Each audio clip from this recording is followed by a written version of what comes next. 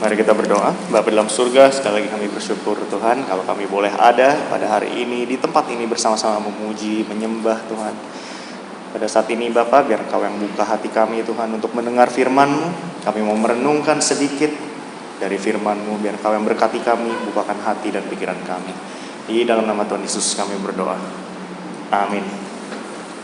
Selamat pagi saudara yang kasih dalam Tuhan. Cukup semangat lah.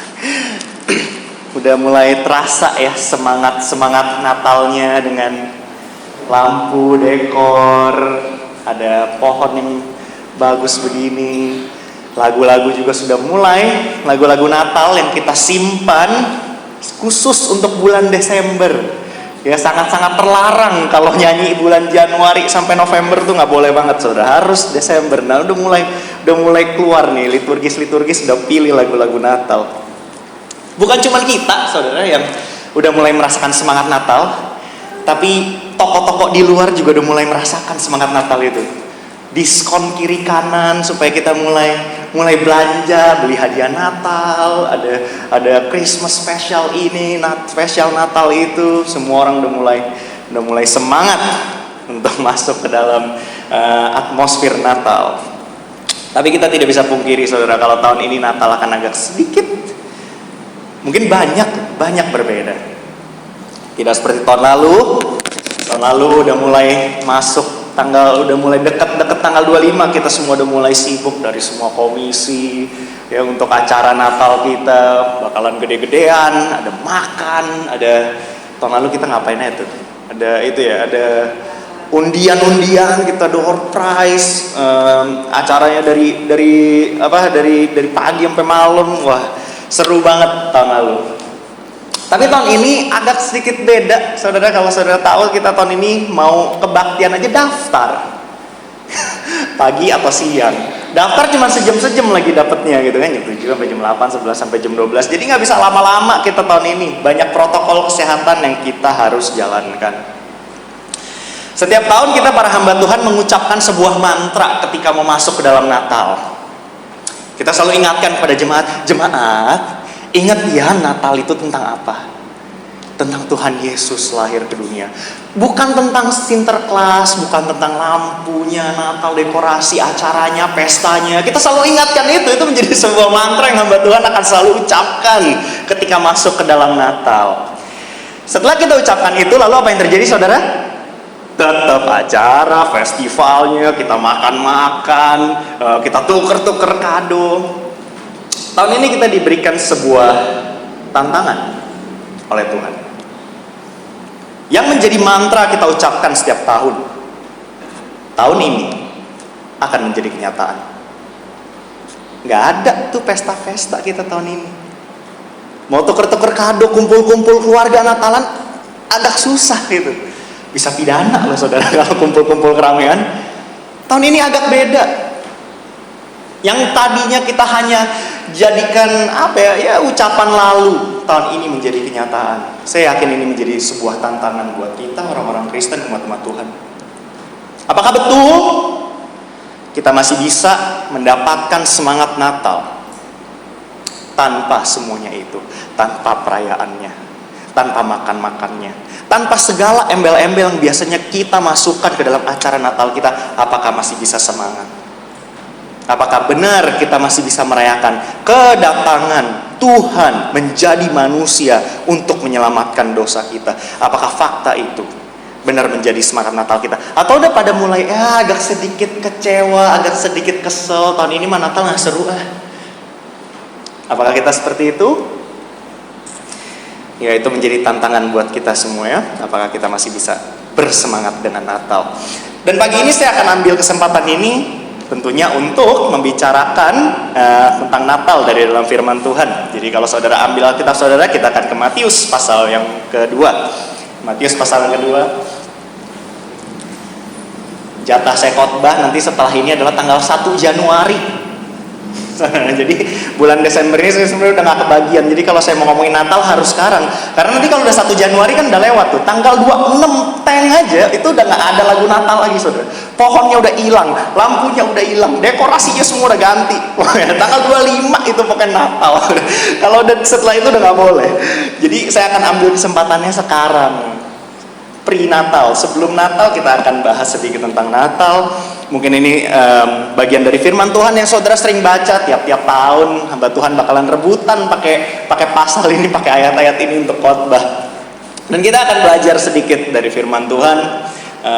Mungkin saya tidak akan khotbah yang terlalu bagaimana. Kita hanya akan belajar ayat per ayat. Kita akan lihat tentang cerita Natal. Mungkin ada beberapa detail dari firman Tuhan yang kita suka lewatkan dari cerita Natal ini, dan kita akan lihat sama-sama.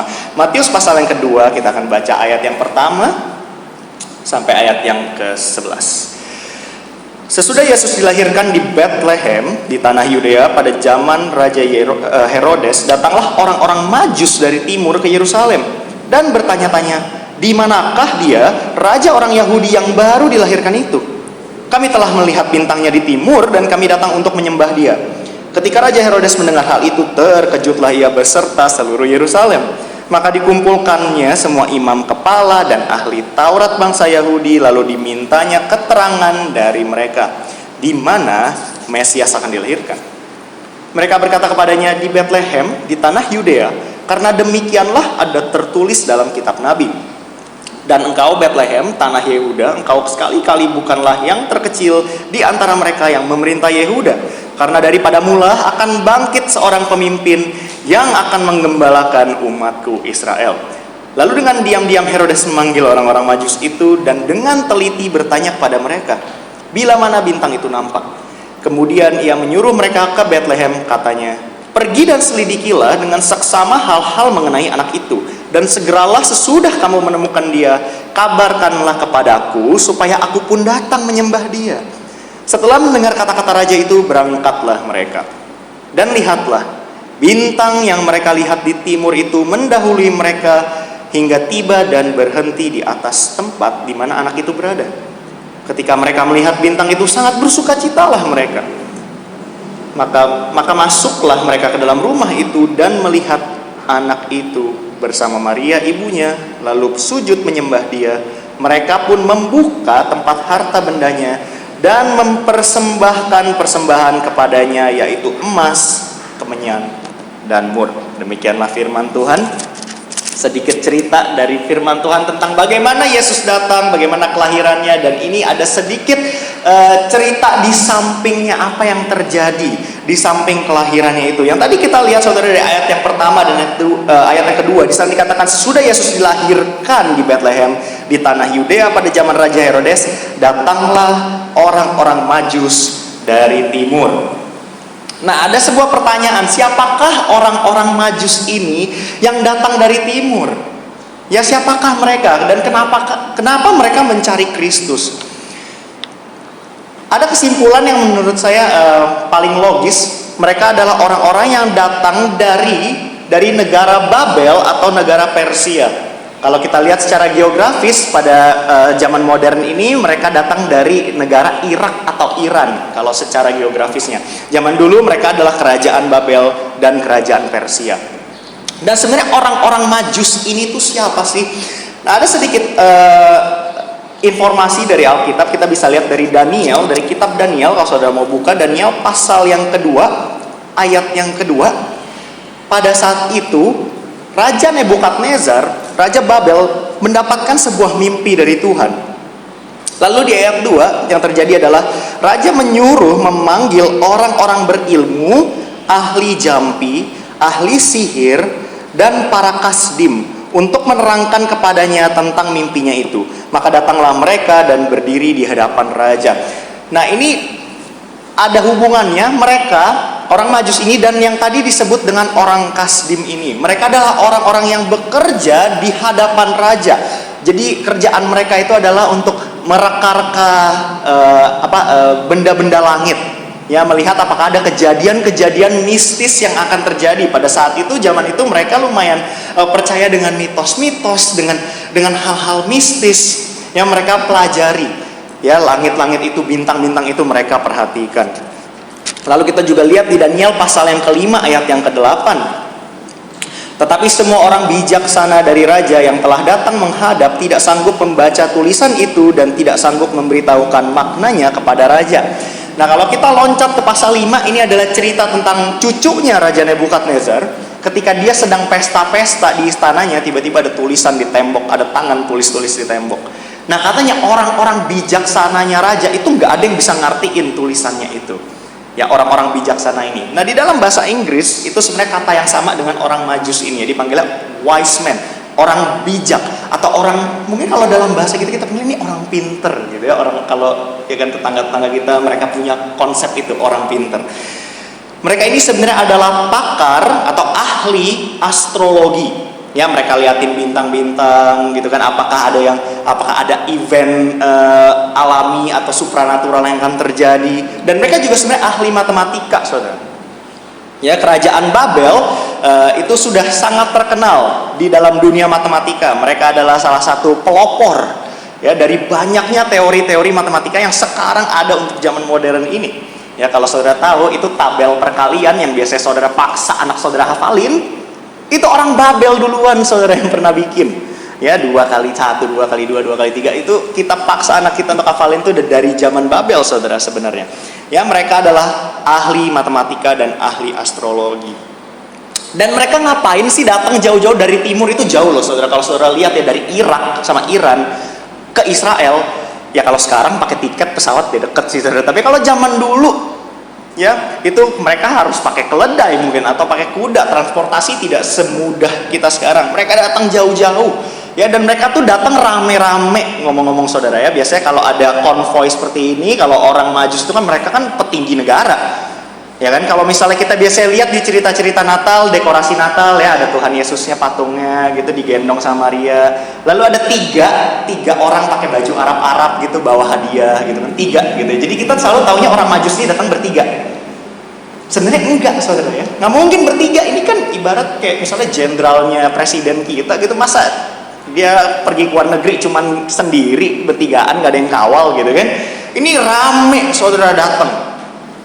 Ya, makanya waktu mereka sampai di Yerusalem itu agak sedikit heboh gitu. Ini ngapain? Ada petinggi-petinggi negara Babel datang ke sini, ini pada ngapain? Gitu ya. Nah, mereka ternyata ke sana, mereka nanya, "Mana nih raja Israel yang bakalan lahir? Kita mau cari raja Israel yang bakalan lahir ini." Tadi di Matius pasal yang kedua, ayat yang kedua. Mereka mencari raja di sana. Pertanyaannya, bapak-bapak majus ini tahu dari mana? Tahu dari mana nih ada raja yang mau lahir ini? Semua orang pada diam-diam aja, kata Herodes katanya tuh terkejut di ayat yang ketiga. Hah? Datang ke sini nyari raja? Ini saya rajanya katanya. Enggak, bukan. Kita mau cari raja Israel yang baru akan lahir. Kalau saudara bertanya-tanya, dari mana sih mereka tahu? Itu ada di Daniel pasal yang ke-9. Daniel pasal yang ke-9. Daniel pasal yang ke-9 ayat yang ke-24. Ini bakalan bikin saudara melek banget karena kita akan belajar matematika pagi ini ya. Daniel pasal yang ke-9 ayat yang ke-24. 70 kali 7 masa telah ditetapkan atas bangsamu dan atas kotamu yang kudus, untuk melenyapkan kefasikan, untuk mengakhiri dosa, untuk menghapuskan kesalahan, untuk mendatangkan keadilan yang kekal, untuk menggenapkan penglihatan dan nabi, dan untuk mengurapi yang maha kudus. Mengurapi yang maha kudus itu maksudnya mendatangkan Mesias. Ya, Mesias sendiri itu adalah artinya yang diurapi. Maka ketahuilah dan pahamilah, dari saat firman itu keluar, yakni bahwa Yerusalem akan dipulihkan dan dibangun kembali sampai pada kedatangan seorang yang diurapi, seorang raja, ada 7 kali 7 masa, dan 62 kali 7 masa lamanya kota itu akan dibangun kembali dengan tanah lapang dan paritnya, tetapi di tengah-tengah kesulitan. Sesudah ke-62 kali 7 masa itu akan disingkirkan seorang yang telah diurapi, padahal tidak ada salahnya apa-apa. Maka datanglah rakyat seorang raja memusnahkan kota dan tempat kudus itu, tetapi raja itu akan menemui ajalnya dalam air bah, dan sampai pada akhir zaman akan ada peperangan dan pemusnahan seperti yang telah ditetapkan.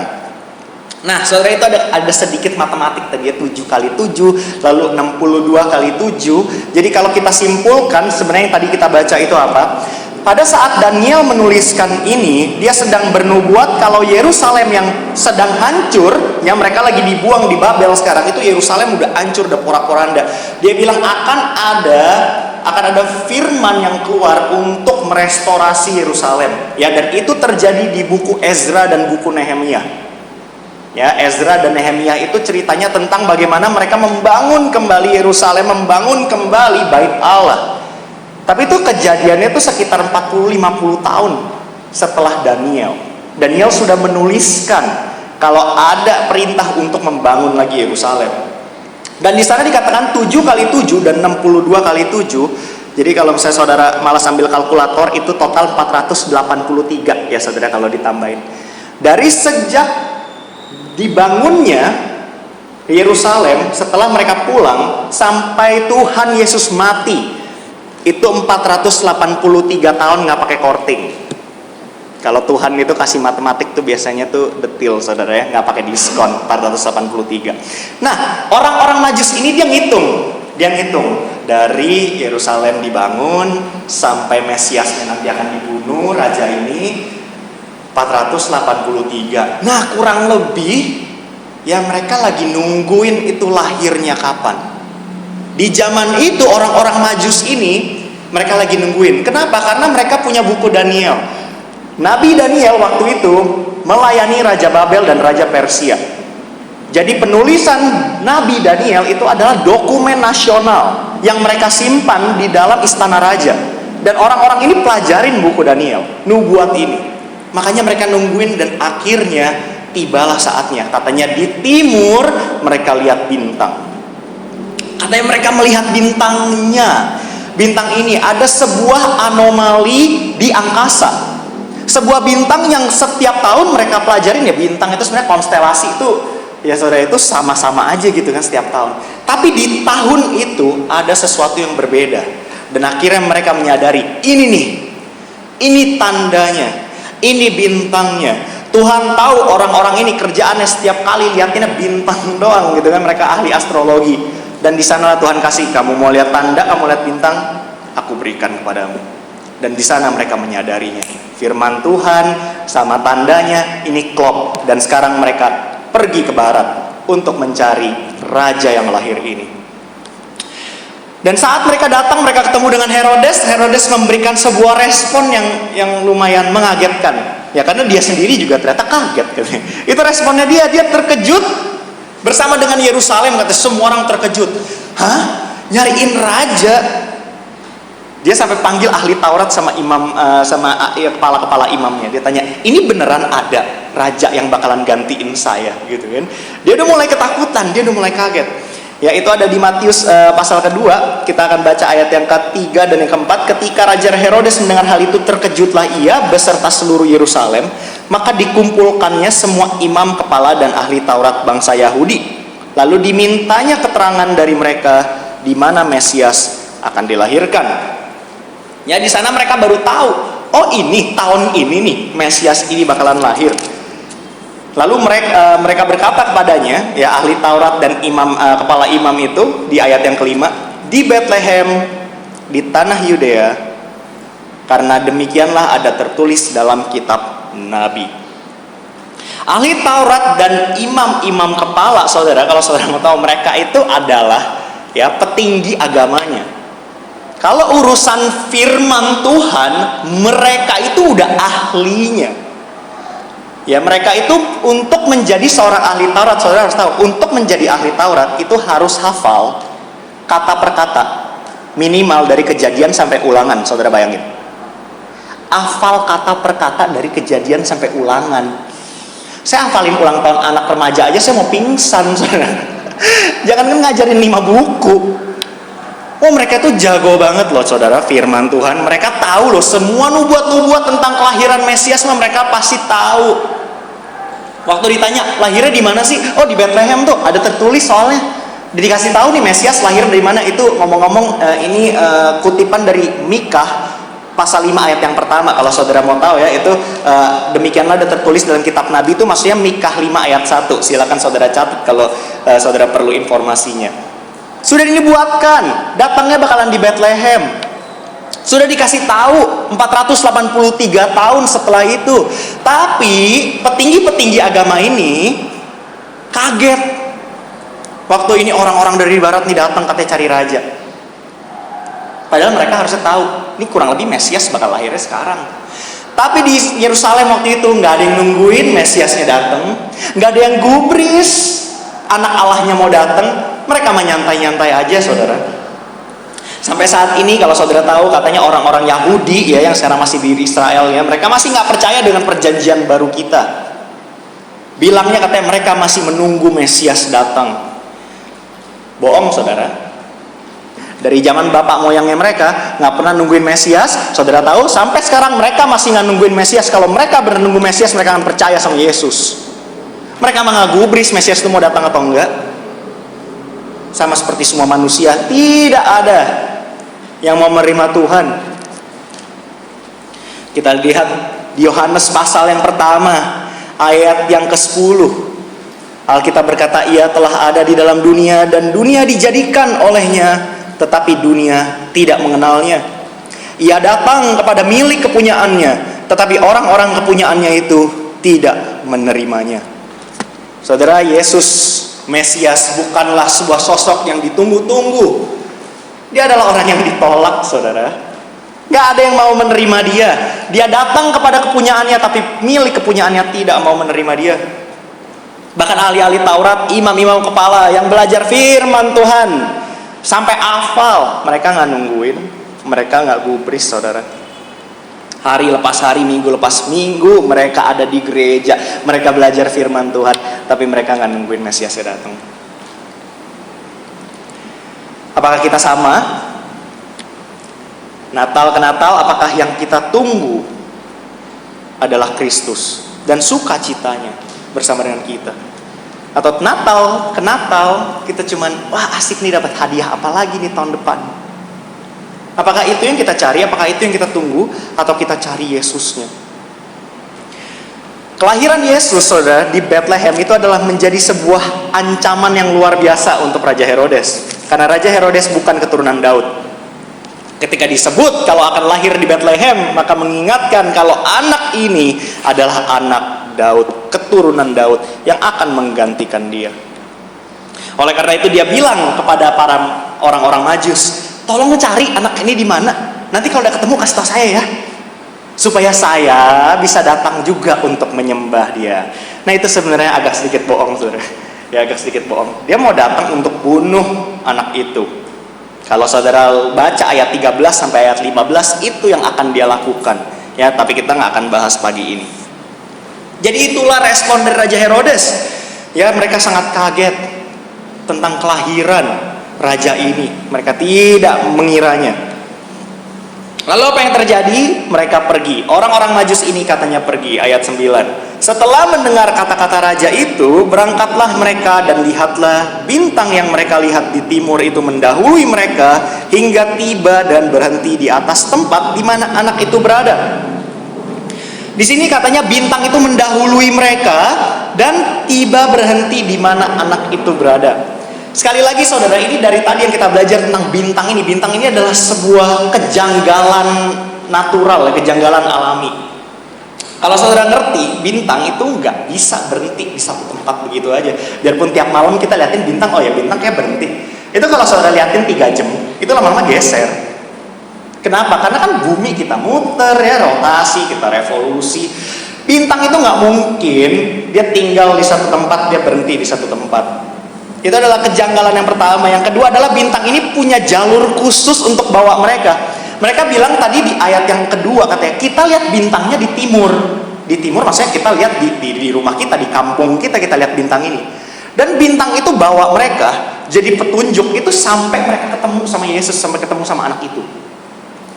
Ya, ini ada satu bintang spesial yang jalurnya sudah dibikin untuk bawa mereka ketemu sama Kristus. Ya, jadi ini ada sebuah kejanggalan di alam semesta pada saat Kristus lahir. Makanya kalau ditanya ini bintang ini apa sih sebenarnya? Ya banyak orang yang spekulasi, katanya oh ini planet Jupiter lah, pada tahun itu agak sedikit kelihatan terang karena jaraknya sama bumi gimana itu kejadiannya berapa ratus tahun sekali, bla bla bla. Mereka bikin banyak sekali teori-teori. Ya ada yang bilang itu planet Mars, ada yang bilang itu konstelasi apalah yang bahkan saya nggak hafal namanya gitu kan, kemarin waktu saya lagi riset. Tapi yang saya yakin adalah ini menjadi sebuah event yang hanya satu kali. Sebuah kejadian yang hanya satu kali pada saat Yesus lahir. Kita udah 2000 tahun setelah Yesus lahir sampai sekarang gak ada lagi bintang yang bawa orang dari Irak sampai Israel tuh gak ada yang rutenya kayak gitu. Hanya pada tahun itu terjadi bintang ini. Dan mereka ikut bintang itu. Dan apa yang mereka ketemukan? Apa yang mereka temui? Di ujung bintang itu berhenti. Pada saat bintang itu berhenti, mereka ketemu dengan anak itu. Ketika mereka lihat bintang itu, ya ayat 10, sangat bersukacitalah mereka. Maka masuklah mereka ke dalam rumah itu dan melihat anak itu bersama Maria. Mereka sangat bersukacita, saudara. Itu Natal yang pertama. Memang Natal itu selalu bawa sukacita. Tapi pertanyaannya kenapa? Apa yang membuat mereka bersukacita? Apakah pada saat itu mereka dapat kado sama kayak kita tiap tahun? Apakah mereka bersukacita karena mereka antisipasi bakalan makan-makan festival dan pesta-pesta Natal?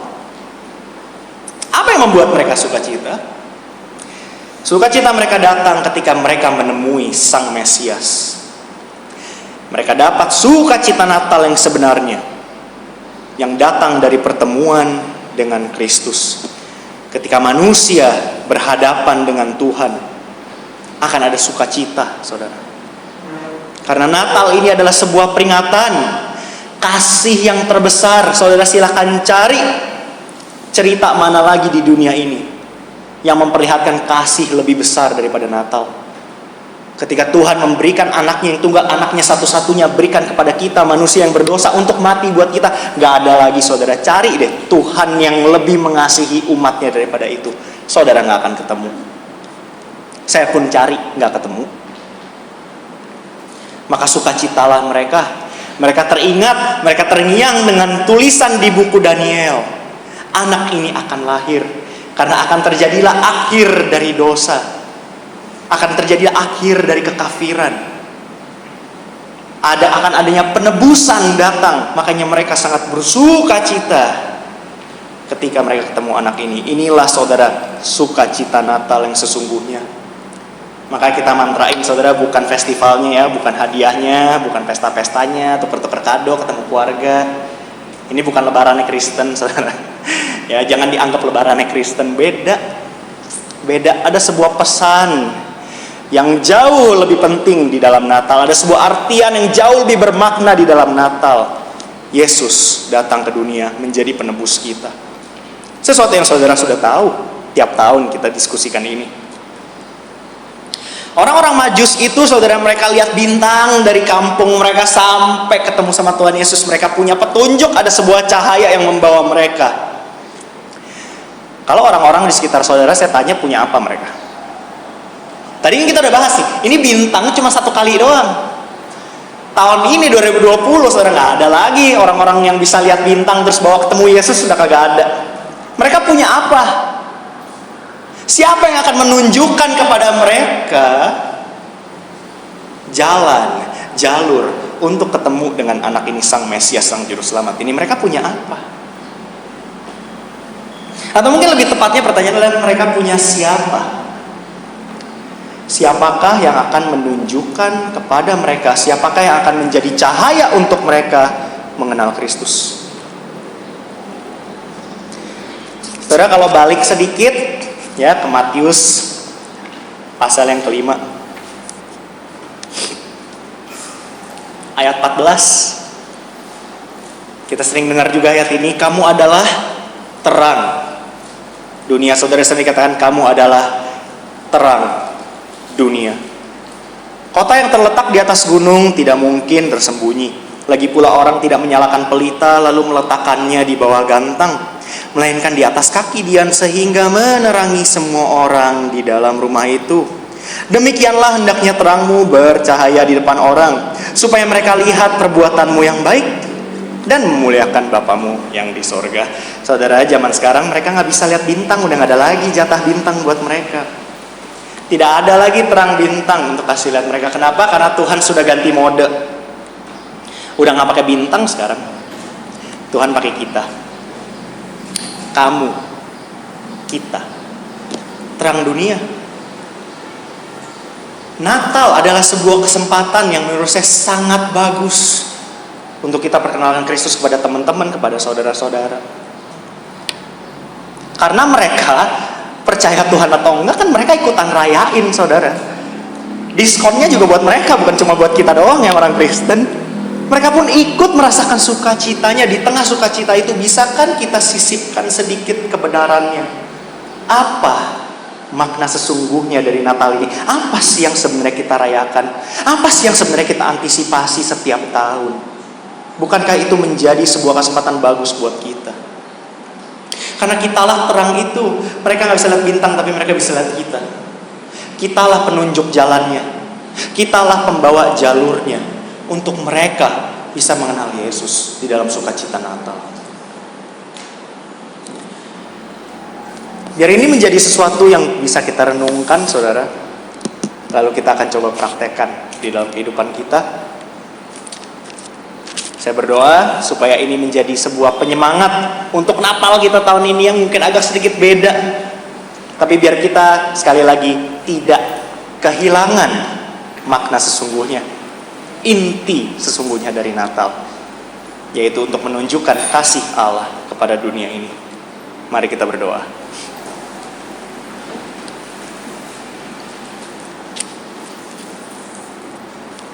Tuhan, secara kami sedang masuk ke dalam bulan Desember, bulan yang sangat identik dengan perayaan Natal, tentang peringatan akan kelahiran Tuhan Yesus ke dalam dunia. Bapak, kami mengerti kalau ini adalah sebuah kasih, pertunjukan sebuah kasih yang tidak bisa dikalahkan oleh apapun. Dan kamilah orang-orang yang menerima langsung kasih itu, yang boleh mengecap dan merasakan langsung kasih itu, Bapak. Kami mau berdoa supaya kami pun boleh bijaksana tahun ini dan mungkin tahun-tahun ke depannya. Di dalam setiap langkah dan hidup kami, boleh kami mengingat hal itu. Kamilah terang dunia. Tidak ada lagi bintang yang menerangi teman-teman dan keluarga kami di luar sana, tetapi kitalah yang bertanggung jawab untuk menerangi mereka. Biarlah Tuhan kami boleh ambil tanggung jawab ini, menjadi penerang buat orang-orang di sekitar kami. Khususnya di dalam event Natal ini, atmosfer Natal ini, biarlah kami boleh menggunakannya untuk menjadi penginjilan kami. Terima kasih Bapa sekali lagi untuk firman-Mu yang boleh kami belajari, kami boleh renungkan. Biar Engkau yang berkati setiap hati, setiap orang yang ada di tempat ini. Di dalam nama Tuhan Yesus kami berdoa. Amin.